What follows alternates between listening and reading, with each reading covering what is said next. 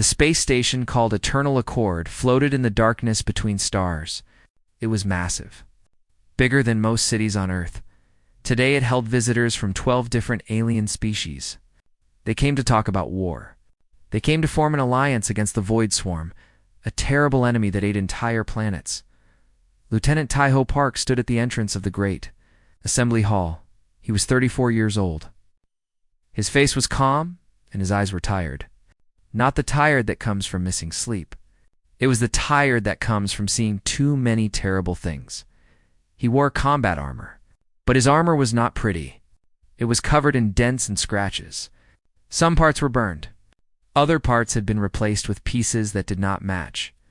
The armor looked like it had been through 100 battles. Because it had. Captain Unicong walked beside him.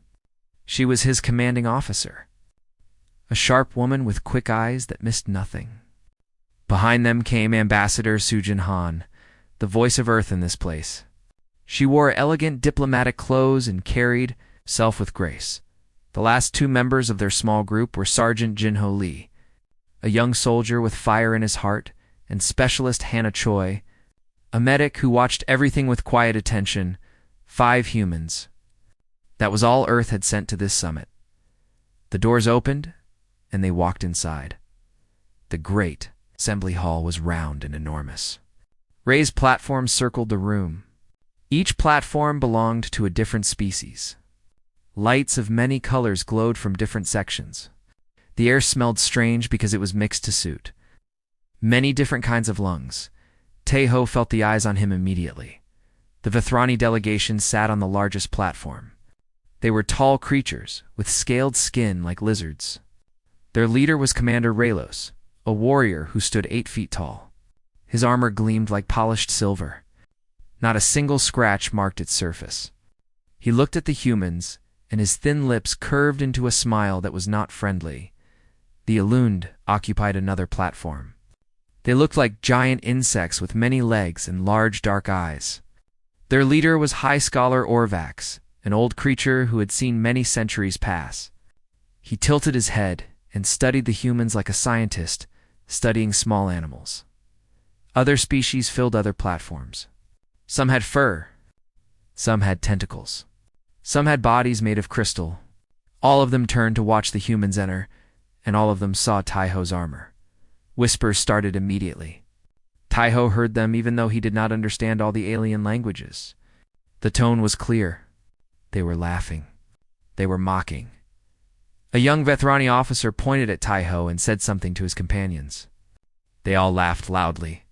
The sound echoed through the hall. Commander Rellos did not try to hide his amusement. He spoke in the common language that all species used. So these are the humans. The young species from the edge of the galaxy. His eyes moved up and down Tai-Ho's body. They send a soldier who cannot even keep his equipment in proper condition. Perhaps they could not afford better. More laughter. From many platforms this time, Sergeant Jinho stepped forward. His face was red with anger. But before he could speak, Tai-Ho put a hand on his shoulder. Just a gentle touch. Jinho stopped. He looked at Tai-Ho, confused and frustrated. Tai-Ho shook his head once. Very small. Very calm, Ambassador Sujin stepped forward with a diplomatic smile. Commander Rellos, thank you for the warm welcome. Earth is honored to join this important gathering. Her voice was smooth and controlled. She had been insulted many times before. She knew how to keep her composure. High Scholar Orvax made a clicking sound with his mandibles. Yes, yes. Let them sit. We have much to discuss. The young species may listen and learn. He said this like a teacher allowing children into an adult conversation. The humans took their place on a small platform near the edge of the room. It was the smallest platform, the worst position. This was intentional. The other species wanted to remind humans of their place. Tai-Ho stood at attention. His back was straight. His eyes looked forward. The mockery continued around him, but he showed no reaction. It was like the words could not reach him. Like he stood behind a wall that no insult could break, Captain Yuna stood beside him. Her jaw was tight with controlled anger. but she too remained silent. There would be time for answers later. The assembly began. Leaders from each species spoke about the void swarm. They showed images on giant floating screens. The swarm was horrible. Creatures without thought or mercy. They moved from planet to planet, eating everything alive. They had destroyed 17 worlds in the past decade. The intergalaxy species had only recently begun to worry. The swarm was getting closer to their territory. But for 20 years, humans had been fighting them on the frontier. On colony worlds that no one else cared about, Taiho watched the images on the screens. He did not need to watch. He had seen these creatures up close. He had felt their claws tear his flesh. He had smelled their acid breath. The images were nothing compared to his memories. Suddenly, an alarm sound filled the room. All the screens changed. They showed a map of nearby space. Red dots appeared. Many red dots. A Vethrani officer spoke quickly. A void swarm scouting fleet has been detected. 3 systems away. Moving in our direction. The mood in the hall changed instantly. The laughter stopped. Alien faces that had been amused now showed concern. Some showed fear. Commander Relo stood tall. His voice boomed across the hall. This is why we are here. We must form our alliance now. But first, we must decide who will lead. Only species who have proven themselves against the swarm should command our forces. He looked around the room with pride. The Vethrani have fought wars for 3,000 years. We have never been defeated. We should lead. Other species began to argue. The Alundi claimed their superior technology made them best suited for command. The Korath, 4-armed warriors who looked like great apes, said their tactical skill was unmatched. Then Commander Relos raised his hand for silence. He turned to look at the human platform. His smile returned. Cold and cruel. But wait. We have not heard from our newest members. The humans, said the word like it tasted bad. Tell us, humans.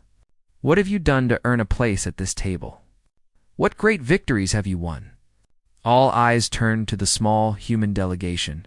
To Taiho and his damaged armor, High Scholar Orvax leaned forward with curiosity. Yes, show us your credentials. What proof do you have that humans belong in this alliance? What have you sacrificed in this war? Ambassador Sujin opened her mouth to respond. But before she could speak, Commander Relos laughed again. Look at them. They send warriors in broken armor. Perhaps the humans have already given up. Perhaps they know they are not worthy to stand among true warriors. The laughter came again, louder than before. From almost every platform, Sergeant Jinho was shaking with anger. Specialist Hannah put a calming hand on his arm. Captain Yuna's eyes were cold as ice, and Taiho stood perfectly still. His face showed nothing, but somewhere deep in his tired eyes, something stirred. Not anger. Something else. Something patient. Something waiting.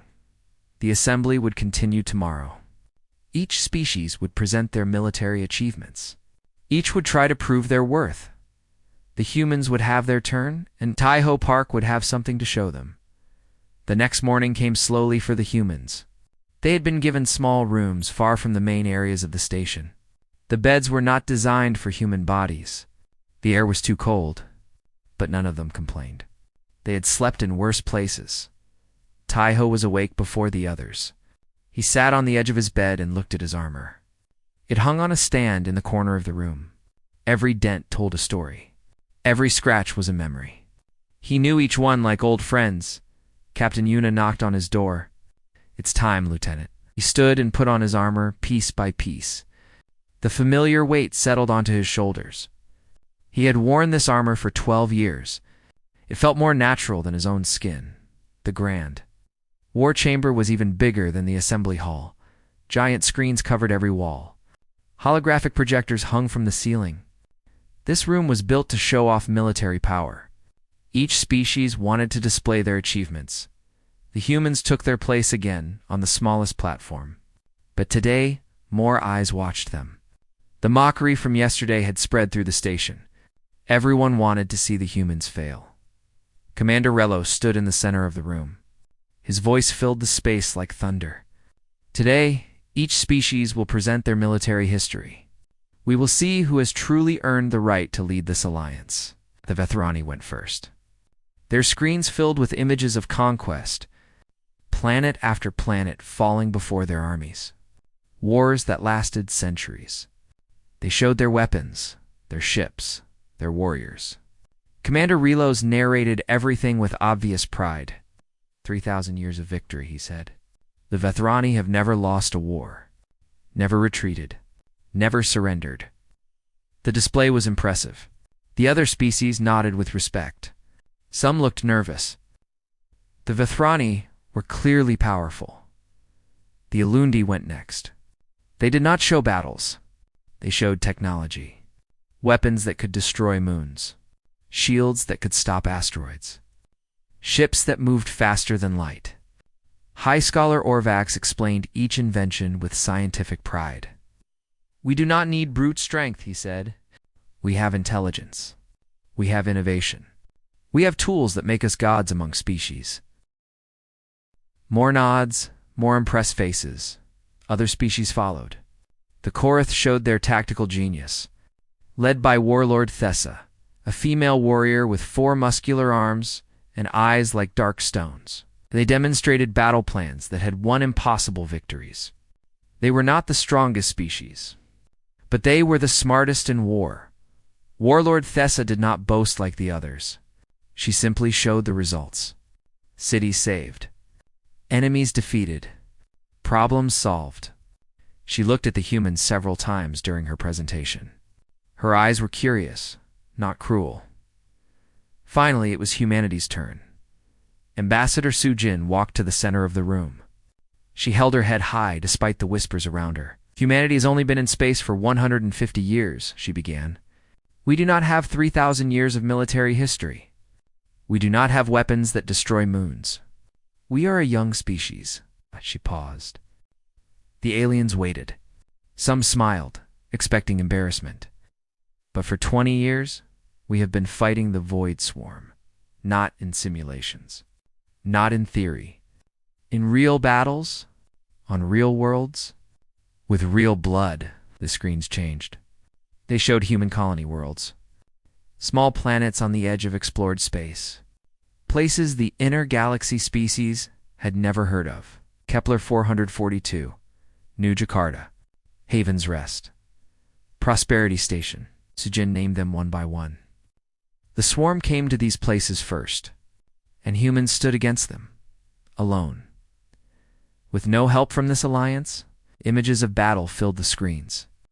Human soldiers fighting against waves of swarm creatures. Cities burning. Ships exploding. It was not glorious. It was desperate. It was ugly. It was real. Commander Raylos waved his hand dismissively. 20 years fighting vermin on backwater worlds? The swarm has never entered Vethrani space. You fight their scraps. Their leftovers. This proves nothing. Several aliens laughed. High Scholar Orvax made his clicking sound again. Perhaps the humans could show us something more meaningful. Something that proves real capability. Warlord Thesis stood up. Her voice cut through the noise. I have a suggestion. Oh. The room went quiet. When a Korath warlord spoke, others listened. Let us have a demonstration, she said. The simulation arena. Each species sends their best warrior to face the swarm scenarios. Let skills speak louder than words. Commander Relos grinned. This was exactly what he wanted. An excellent idea. I volunteer to represent the Vethrani. He looked at the human platform. Send your best humans. If you have anyone worth sending, Captain Yuna stepped forward. Her hand was on her weapon. I will represent humanity. But a quiet voice stopped her. I'll do it. Everyone turned. Taiho had spoken. His first words since arriving at the station, Captain Yuna looked at him. Something passed between them. An understanding. She nodded slowly and stepped back. Commander Relos laughed loudly. The one in broken armor? The one who cannot even repair his own equipment? This is your champion? More laughter echoed through the chamber. Sergeant Jinho's hands were fists at his sides. Specialist Hannah watched with her calm, measuring eyes. Tai-Ho walked to the center of the room. He stood before Commander Relos. The alien warrior was almost 2 feet taller than him. Tai-Ho had to look up to meet his eyes. "You mock this armor," Tai-Ho said. His voice was quiet but clear. "You see damage? You see weakness." Commander Relos leaned down. "I see a soldier who does not care for his equipment. I see a species that cannot maintain standards. I see humans exactly as I expected." Tai-Ho did not step back, did not blink. "This armor does not need repair. Every dent is exactly where it should be." Something in his voice made the laughter fade. It was not anger. It was not pride. It was certainty. The certainty of someone stating a simple fact. High Scholar Orvax tilted his large head. Curious words. But words prove nothing. "Let us see this human perform in the arena." "Tomorrow," Commander Relos said. "We fight tomorrow. I will enjoy showing the galaxy what humans truly are," turned and walked away. His officers followed, still chuckling among themselves, but Warlord Thesa remained standing. She looked at Tai-Ho with those dark, thoughtful eyes. She had seen many warriors in her long life. She had learned to read them, and something about this human made her pause. "You are not afraid," she said. It was not a question. Tai-Ho met her gaze. "No. Why?" He was quiet for a long moment. Then he answered, "Fear is for those who have something left to lose." Thesa considered this. Then she nodded once, slowly, and returned to her platform. The humans walked back to their quarters. Sergeant Jinho was furious. "They treat us like insects, like we are nothing." "Let them," Tai-Ho said. "How can you be so calm?" "They laugh at us." "They laugh at you." Tai-Ho stopped walking. He turned to face the young sergeant. "I have seen friends die in my arms. I have held the line when everyone else was dead. I have been torn apart and put back together 3 times. Laughter does not hurt me, Jinho. It cannot touch me." He started walking again. "Save your anger for the arena. That is where it will matter." Captain Yuna fell into step beside him. "Are you sure about this? Relos is one of the best warriors in the galaxy. I know. Has never lost. Neither have I." Yuna looked at his scarred armor, at the patches and repairs that marked years of survival. "No," she said softly. "I suppose you haven't." Tomorrow would bring the trial. The simulation arena would test them all, and Tai-Ho Park would show the galaxy something they had never seen before. Not the might of human weapons, not the power of human technology. He would show them what humans were made of. The simulation arena was a marvel of alien technology. It filled an entire section of the space station. The fighting floor was as large as a sports stadium. Special machines could create solid light constructs that looked and felt completely real. Warriors who fought here experienced true combat without true death. Observation galleries surrounded the arena on all sides. Today, every seat was full. Representatives from all 12 species had come to watch. Word had spread about the human challenge. Everyone wanted to see what would happen. Tai-Ho stood in the preparation area with his team. Captain Yuna checked his armor one final time. Specialist Hannah ran medical scans. "Your heart rate is completely normal," Hannah said. She sounded surprised. No stress response at all. Sergeant Ginho looked at the arena through a window. "There must be 2,000 people out there. How are you not nervous?" Tai-Ho was checking his weapons. A standard pulse rifle. A combat blade. Basic human equipment.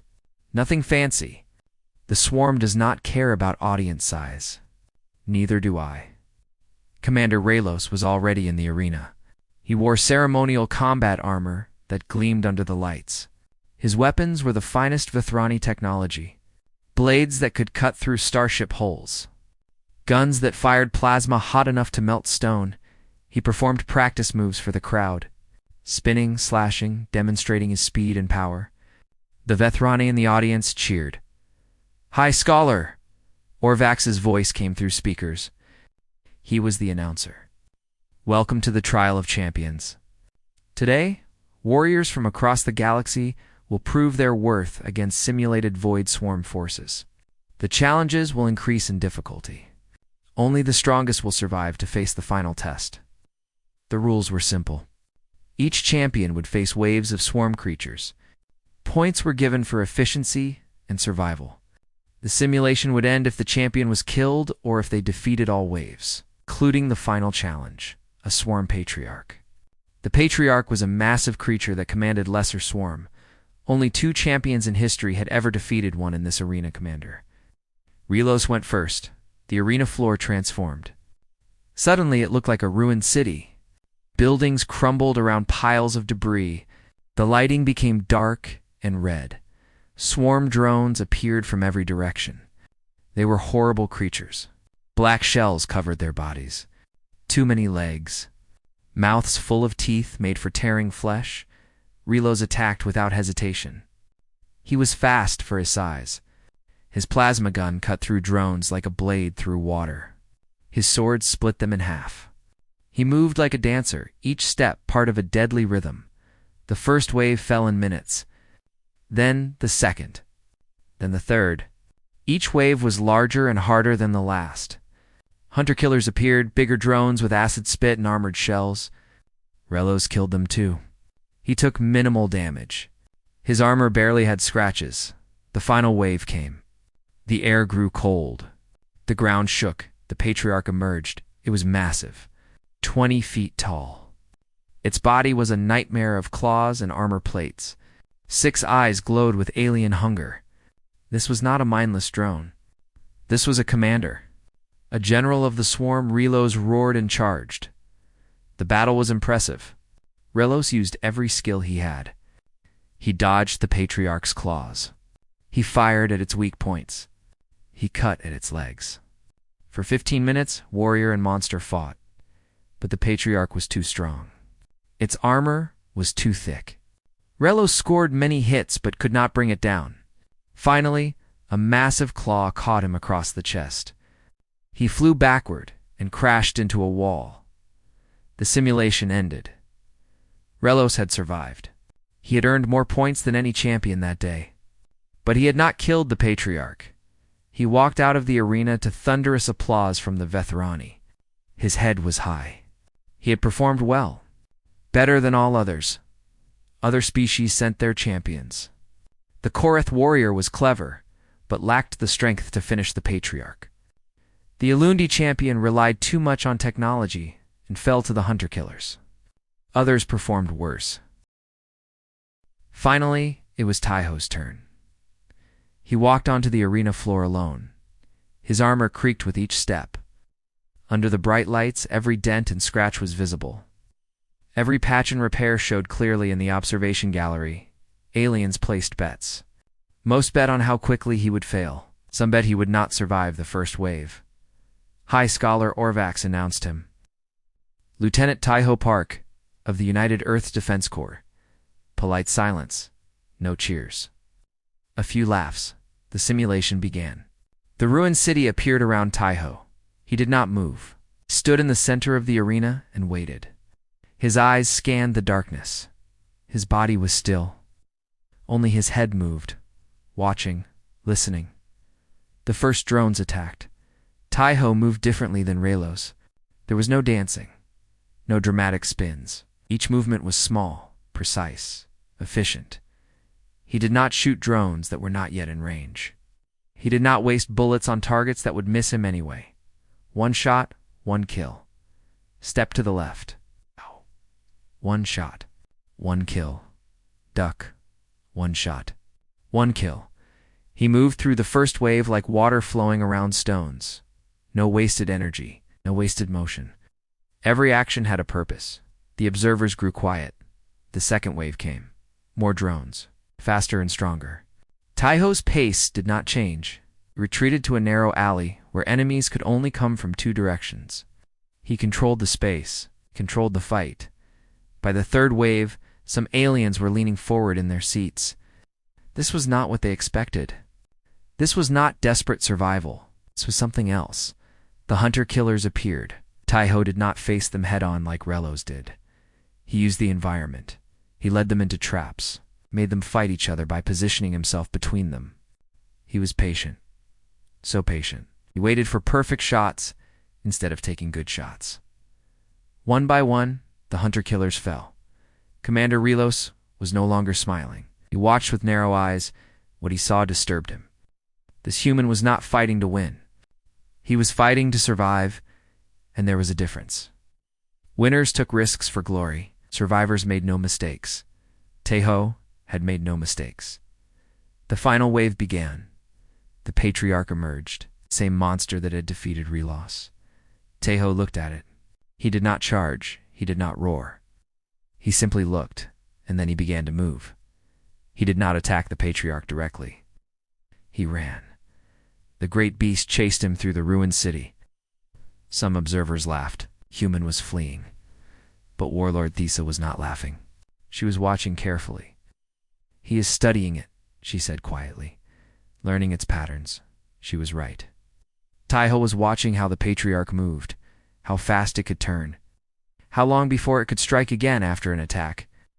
He was measuring the monster with his eyes and his experience. Then he stopped running. He turned and faced the Patriarch in a narrow street. Buildings rose on both sides. Creature could only come at him from one direction. The Patriarch charged. Taeho did not move until the last possible moment. Then he rolled sideways. As he rolled, he fired at the creature's forward left leg. The joint. The weak point. The Patriarch stumbled. Taeho was already moving. Another shot at another joint. Another stumble. He was not trying to kill it quickly. He was taking it apart. Piece by piece. Joint by joint. The monster became angry. It moved faster, more wild. But wildness meant mistakes. Taeho exploited every mistake. 5 minutes passed. Then 10. The Patriarch was limping now. 3 of its legs were damaged. It could barely move. Taeho walked toward it slowly. He reloaded his weapon with calm hands. The monster screamed at him. He did not flinch. One final shot. Right between the center eyes, the Patriarch fell. The simulation ended. Silence filled the observation gallery. Complete silence. 2,000 aliens sat without making a sound. Then Warlord Thesa began to clap. Her 4 hands made a sound like thunder. Slowly, others joined. Shh. Not many, but some. Taeho walked out of the arena. His armor had new scratches. A small burn on one shoulder. Nothing serious. He had taken less damage than any champion that day, and he had done what Commander Relos could not. High Scholar Orvax spoke into the silence. An adequate performance. His voice was careful now, less condescending.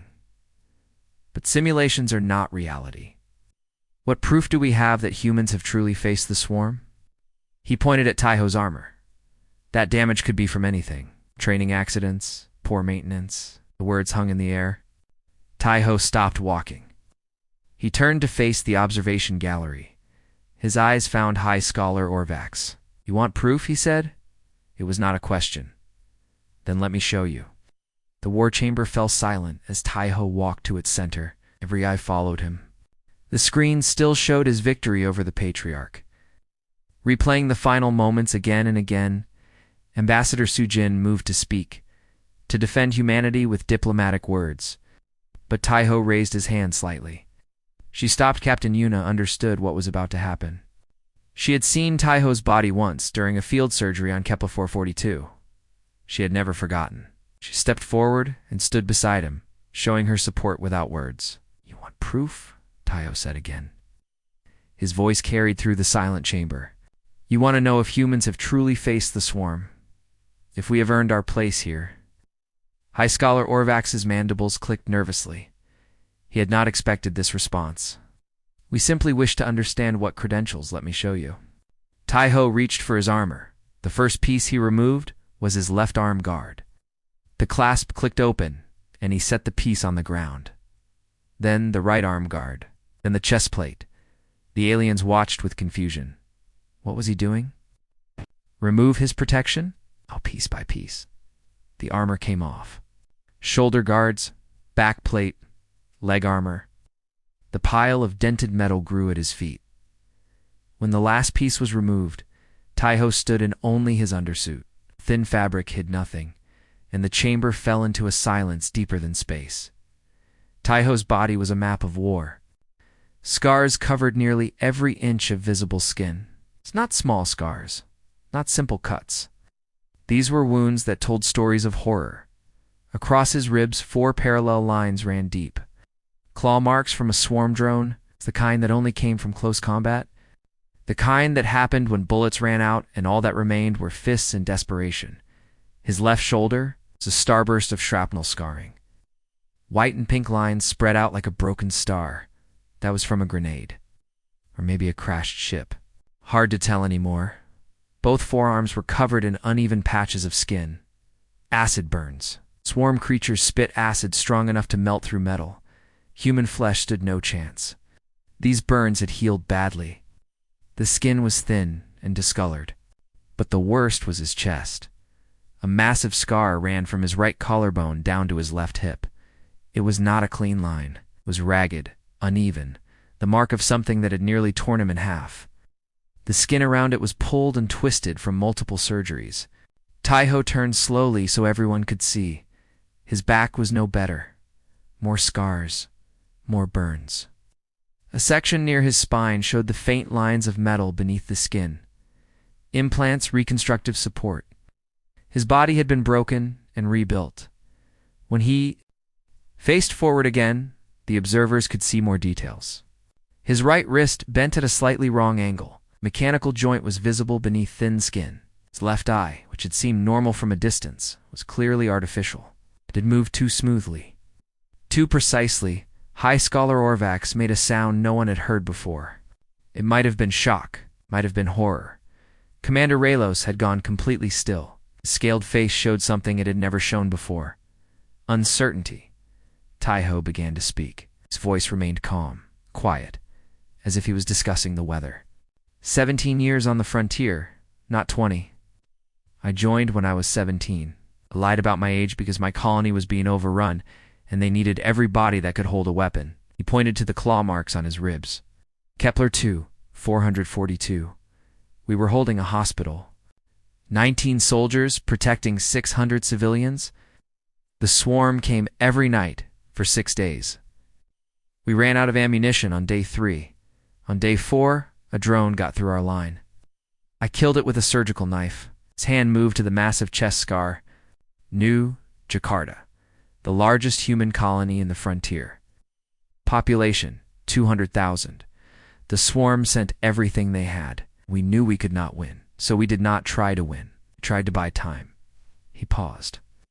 12,000 civilians escaped. The rest did not. I held a corridor for 18 hours with 11 other soldiers. A hunter-killer did this to me. I killed it afterward.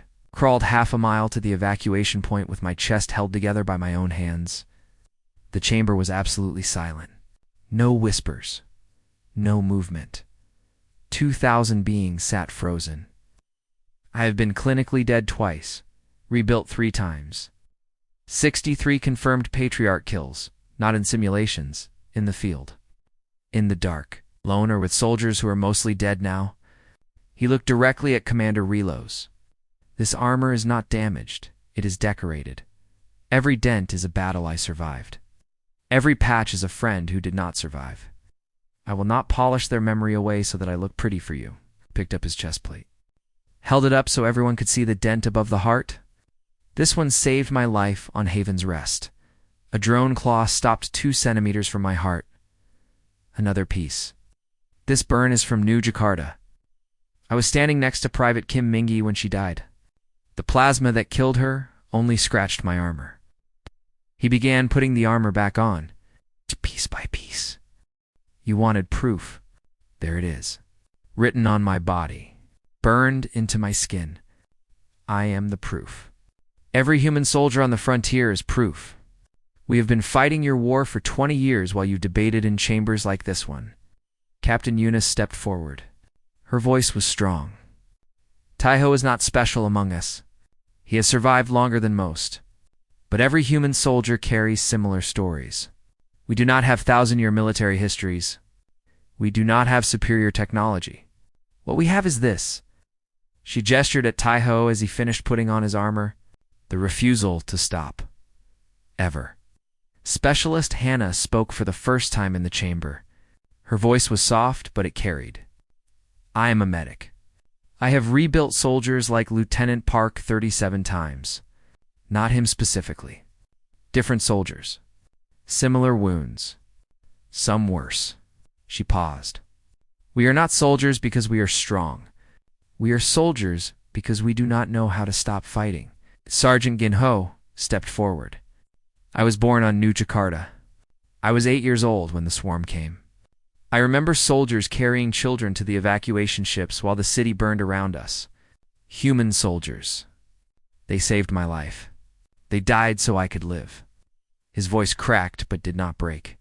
I became a soldier because of them. Because I owed them. Because someone has to stand in the fire. The silence continued. Then Warlord Thessa rose from her seat. Among the Korath, standing was the highest gesture of respect. She looked at Taiho with new eyes. I have led armies for 200 years, she said. I have seen countless warriors. I have never seen anything like this. These scars are not marks of failure. They are marks of survival against impossible odds. She turned to address the entire chamber. The humans have earned their place. Not with words, with blood, with bone, with 17 years of holding the line alone. Another alien stood, then another. Not all, but many. Species that had mocked the humans now stood in respect. Commander Relos remained seated. His face was unreadable, but his eyes never left Taiho. High Scholar Orvax finally spoke. His voice was different now, humbled. I believe we owe humanity an apology. We have judged you by appearance, by age, by technology. We should have judged you by what matters. Your willingness to fight, your refusal to surrender. Before anyone could respond, an alarm shattered the moment. Red lights flashed. Warning sounds filled the chamber. A Vethrani officer ran to a console. His face went pale beneath his scales. It's a swarm scouting fleet. It has changed course. He looked up with fear in his eyes. They are coming here. They will reach the station in 4 hours. Panic erupted. Aliens began shouting. Some ran for exits. The alliance that had almost formed threatened to shatter before it began. Taiho did not move. He stood calmly in the center of the chaos. For hours, he said quietly. But somehow, everyone heard him. That is enough time. Commander Relos finally stood. He walked toward Taiho. They stood face to face. The tall-scaled warrior and the scarred human. You think we can fight them? Relos asked. His voice had no mockery now. Taiho looked at his damaged armor. Then at his hands. Then at Relos. I have been fighting them my whole life. One more battle will not kill me. He turned to face the chamber. Swarm is coming. You can run, or you can stand with us. Humans do not run. We never have. We never will. The question is, will you stand with us when the fire comes? The chamber fell silent again, but this time, it was not the silence of mockery, it was the silence of decision. The eternal chord became a battleground. Swarm boarding ships hit the station from every direction. They punched through the hull like needles through skin. Thousands of drones poured into the corridors. Alarms screamed. Lights flickered. The great space station that had hosted diplomats now hosted war.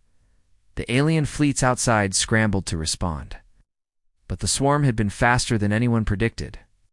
Ground forces were needed to hold the station until evacuation ships could launch.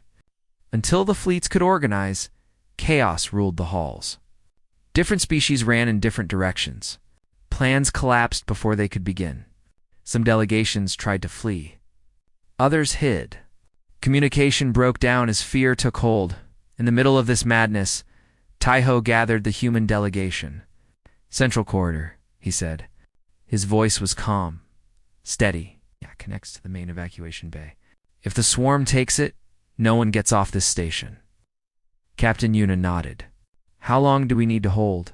The evacuation ships need 90 minutes to launch.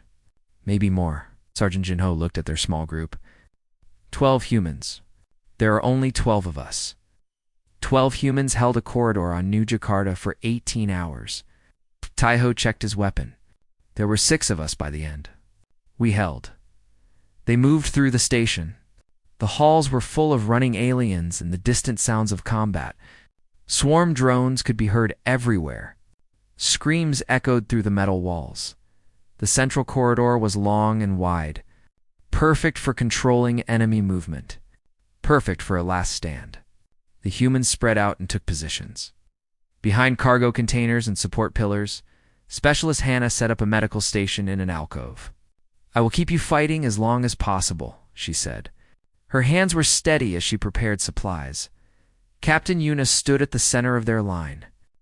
"Whatever comes through that door, we stop it, no matter what. Do you understand?"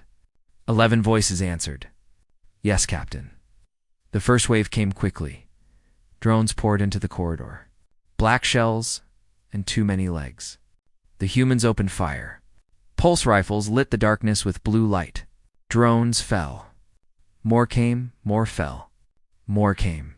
Minutes passed, like hours. Alien warriors from other species began retreating past the human line. Some ran without looking back, but others slowed when they saw what was happening. 12 humans standing firm while their own forces fled. A Korath soldier stopped. He was wounded. Green blood ran down his arm. He looked at the humans with disbelief. "Why do you not retreat?" He asked. Captain Yuna did not stop firing. "Because someone has to hold the line." The Korath stared. Then he raised his weapon and took position beside Sergeant Jinho.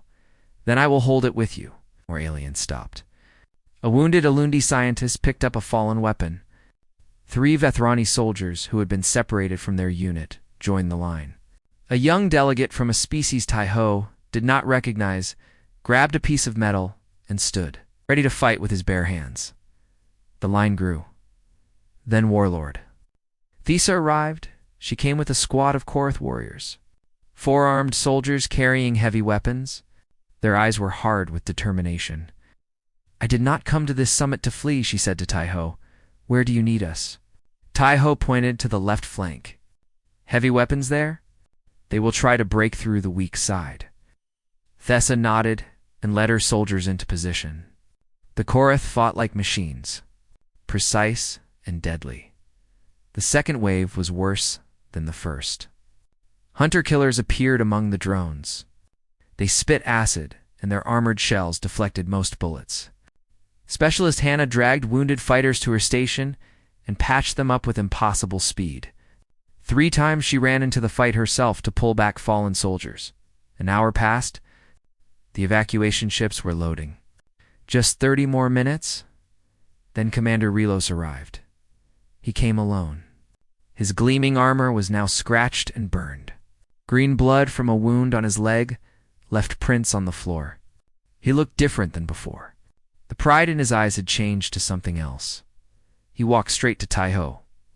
For a long moment, the 2 warriors looked at each other. The sounds of battle filled the silence between them. Commander Relos did not apologize. He did not explain. He simply raised his weapon and took position beside Taiho. Their shoulders almost touched. "You were right," Relos said quietly, "about the armor." Taiho fired at an approaching drone. "I know." Relos almost smiled. Almost then he turned and fought. The mixed force held the corridor. Human tactics spread through the alien fighters. They learned to conserve ammunition. They learned to create kill zones. They learned to work together instead of fighting as individuals. 20 minutes left. The ground shook. Something massive was coming. The drones pulled back suddenly. The corridor went quiet, except for the sound of heavy footsteps. Each step made the floor vibrate. A patriarch emerged from the darkness. Not a simulation this time. Real, alive, hungry. It was even larger than the one in the arena. 25 feet of nightmare. 6 eyes glowed with intelligence and hatred. This was the commander of the boarding force. Kill it, and the lesser swarm would fall into confusion. Taiho stepped forward. No, Captain Yuna grabbed his arm. Not alone. Not this time. She was right. This was not New Jakarta. He was not alone anymore. Warlord Thesa moved to his left. Commander Relos moved to his right. Behind them, humans and aliens formed a single line. Together, aim for the joints, Taiho said. Legs first. Then the eyes. Do not let it corner you, the patriarch charged. The battle was terrible and beautiful. Different species working as one unit. Korath warriors drew its attention, while Vethrani soldiers hit it from behind. Humans coordinated fire on its weak points. The young Alundi scientists managed to jam a power cell into a gap in its armor and detonate it. The creature screamed. The sound made everyone's ears bleed. But they did not stop. Warlord Thesa lost one of her forearms to a claw strike. She kept fighting with 3. Commander Relos took an acid spray across his back. He roared in pain and kept firing. Sergeant Jinho was thrown into a wall. He stood back up before he finished falling.